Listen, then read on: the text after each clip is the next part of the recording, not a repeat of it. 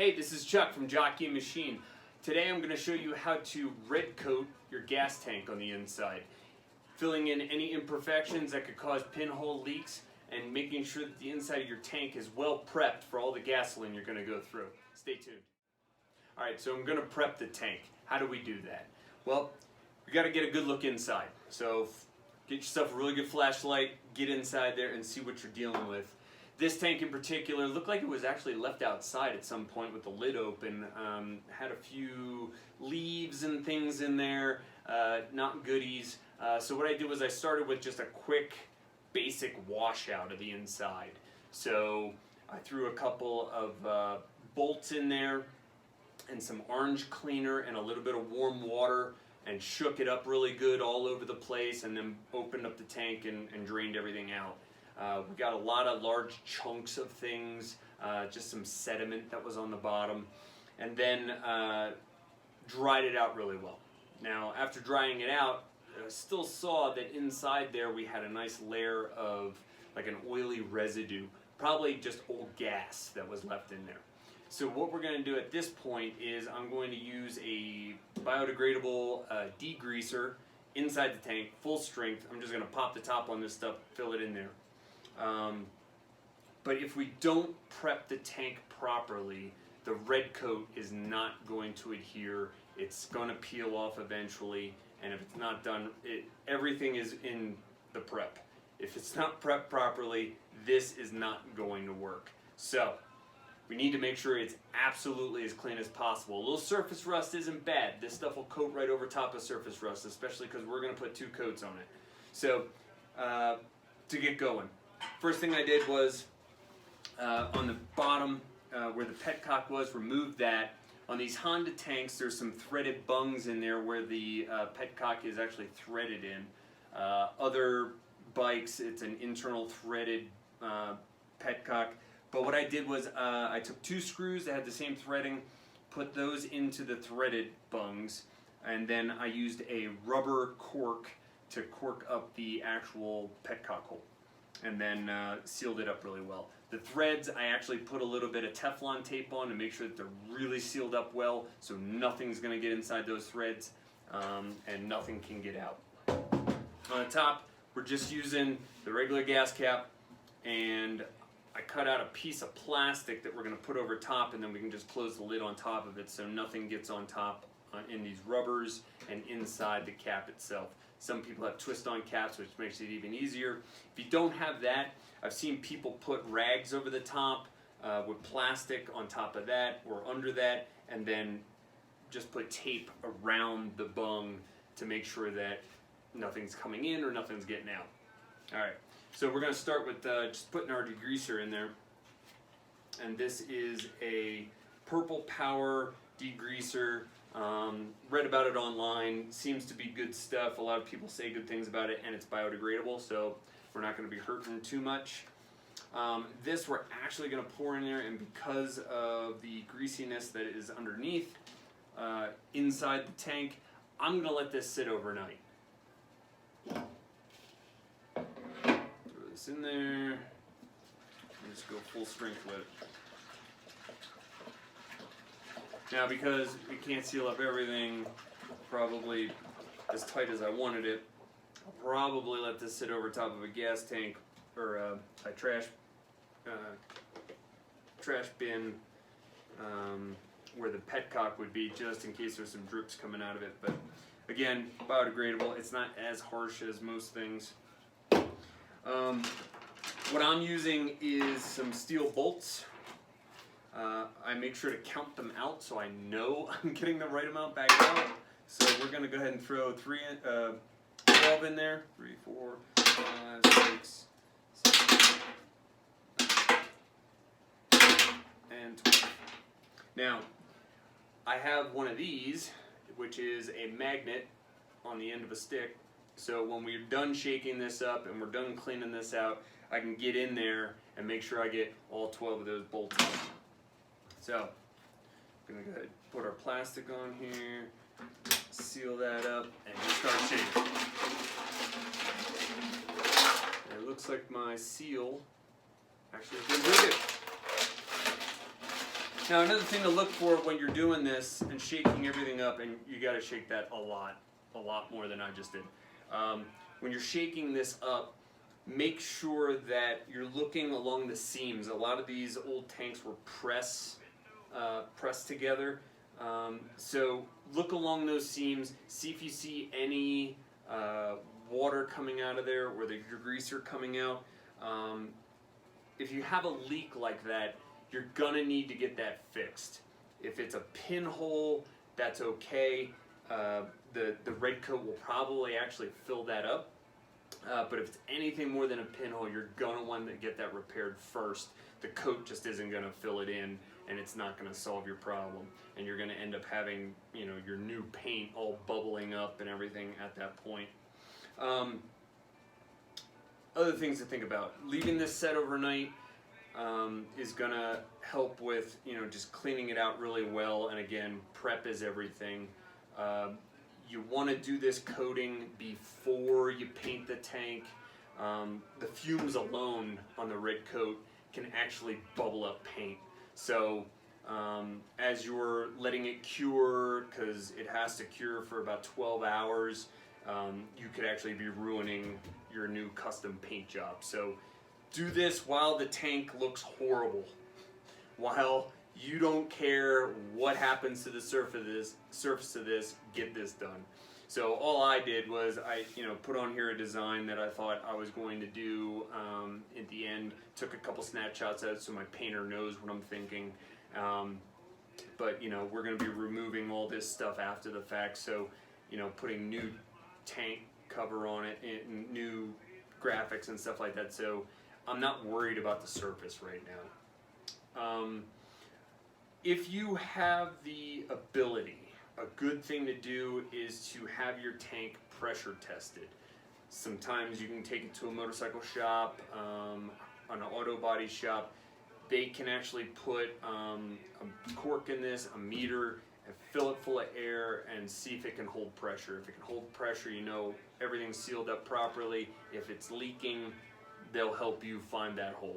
So that's another good idea and tip to get done ahead of time.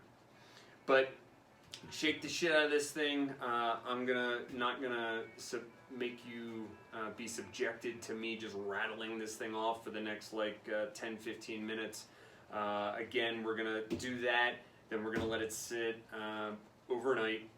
Let it get all that grease out of there. I'm gonna drain it. I'm going to wash it in a tub, a utility sink that I have, get all of that stuff out, and then we're gonna let this air dry. I'm gonna pop all the holes out. We're gonna let this thing air dry for about 12 to 24 hours, somewhere in there, but this has to be completely dry before we start with the Red Kote, which will be our phase 2 video here.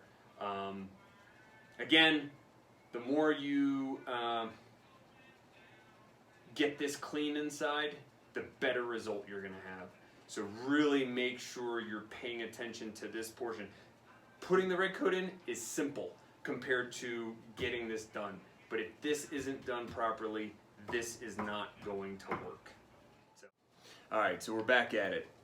Tank has had time to be completely rinsed out. The degreaser has been completely removed, been rinsed again, and we got everything out of it, finally. Let it sit for about 2 days to completely dry this thing out. The only thing left inside now is a little bit of surface rust, which is completely fine. The Red Kote coats right over top of surface rust. We didn't have any leaks, not even pinhole from when the water was inside of it. So I think we're good to go. So, gonna go ahead, stick our funnel in here, open up our Red Kote, and this stuff, do not shake it, do not stir it. You don't want any bubbles in it. The bubbles will not dissipate fast enough when you're going through this. You want to move slow. The slower you move, the better. Doesn't add any air to the Red Kote and helps you out. So we're going to pour, I'm going to pour about 1/4 of this can in here. It's pretty thick, so yeah, a little bit more. does go in very slowly. So now,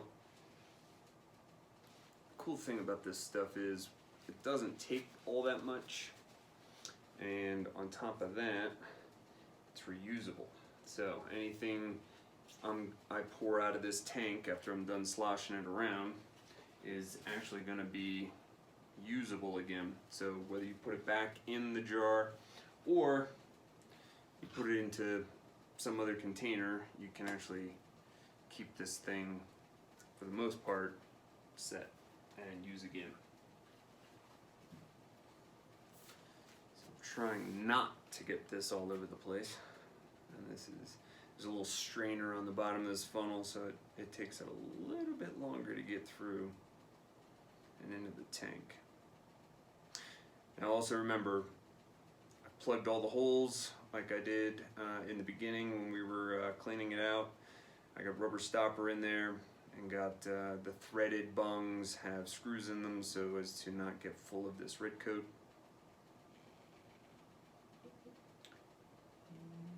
And I think we're doing good. Alright, so there's a little bit left in there.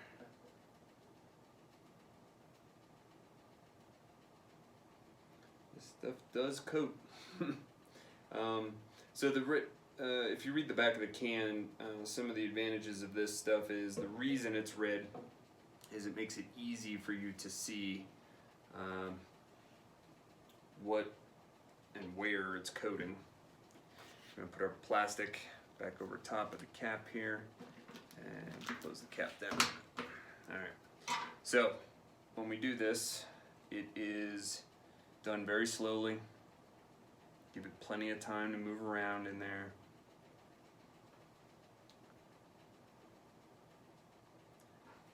And just make sure everything is coated very well.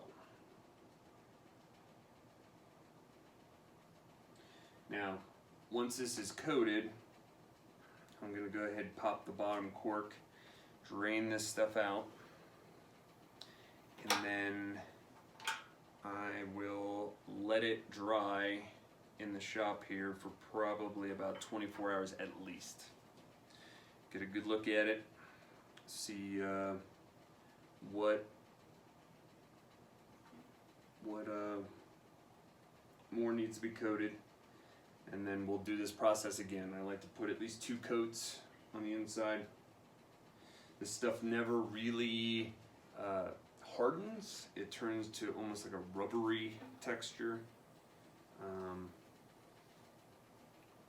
And you want to do this in a well ventilated area because right now I can smell the fumes pretty good. So make sure you got some fans going and venting. Alright. So I'm going to go ahead, I'm going to continue doing this, and I'm not going to subject you to watching me spin a tank around a million times. But again, I'm going to pop the top on this here shortly, check inside, see what I hit and what I need to hit again. And then I'm going to let it dry. And then I'm going to take a look at it, and I'm going to do it again. So that is pretty much what it takes to coat one of these things with Red Kote. Again, try not to do this with a tank that's been painted. Not usually the best thing in the world for a painted tank. The fumes, I'm told, can actually bubble it up, as well as the Red Kote itself. If you do get Red Kote on the tank on the outside, and you don't want it there, good thing to have is a rag with some acetone on it, and the acetone will actually pull wet Red Kote off, so you don't have to worry about it. Dried Red Kote, I'm not sure if it's going to pull that off so well. So, alright, I will finish this up, and we will do a segue into the final product at the end of this video. So here you go, here's the final product. This is what it looks like inside when you get 2 layers of this stuff on. Now, when I put this stuff on, I put it on pretty thin to make sure that it would dry properly, and then let it sit for 2 days, make sure it was completely cured, and then ran a second coat in there, and then let it sit for 2 days, and here's where we're at. So pretty much rub your fingers on it, and it feels like pretty much like rubber. The Red Kote says that it's good against pretty much anything gasoline wise. It doesn't do very well with additives. I'm told that if you put a lot of additives into your gas, it could cause this to peel slightly, or some of the thicker spots to break away. So that's something to keep in mind as well. But this is pretty much the final product, so I'm going to leave it at that. Go ahead and leave me your comments, any suggestions that you think would actually help people when red coating their tank, and look forward to everybody subscribing and staying tuned. Thanks.